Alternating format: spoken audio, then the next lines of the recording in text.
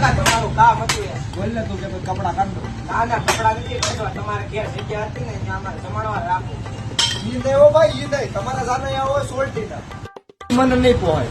સવારે તમારે જમણવાર હોય એટલે અમારે 2 જણાને જાગવાનું. સવારે જાન આવતી હોય તો અમારે 2 જણાનું ઉજાગરા. તેથી તારી મુનીનું ઉતારો આપણે રાખ્યો તો તેથી મેં મારા બાઈની આણાની 2 હાડીઓ હોય ગઈ. તેથી મેં તારા બાઈ પૂછ્યું મારા આણાની હાડીઓ હોય ગઈ તો કે એમાં નામ શું લખ્યું કે બાબા અમને થોડી ખબર હોય હું નામ લખ્યું. આ હાડીઓમાં કોઈ દી નામ લખ્યું હોય? એ જાને ત્યાં આવે ને અમદાવાદ ત્યાં આવે છે. ઈ જાને અમદાવાદની હતી 2 ગામની અને આખી જાન મારી કાચકી ઉપર ચડી ગઈ. કાચના તો ખરા પણ અડધી કાચની રમાવી દીધી. આખી જાન પીધી. કેવું કોને જે હોય મારો કાટલો પકડે. ઈ જાને જમીન મારું સંડાસ બાજુ ભરી દીધી. કોઈને ડબલું નાખવાની ન ખબર પડે. પણ તું જ વિચાર કરી ની મારે આયા થોડું જમણવાર થાય. તું શોખ મારા જ ને. પણ પેલો કાકા શોખમાં આઘું બહુ પડી જાય.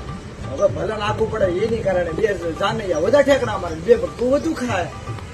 એમાં મને કાંઈ વાંધો નથી. મારો કાટલો પકડ્યો તો બહારથી ભૂંડું કોઈ નહીં. કાં તો તારા લગ્ન અમદાવાદ પાછા જ આવે અને કાં તો તારા લગ્ન બની રહે. સારી વાત તારી તારે જ્યાં રાખવું.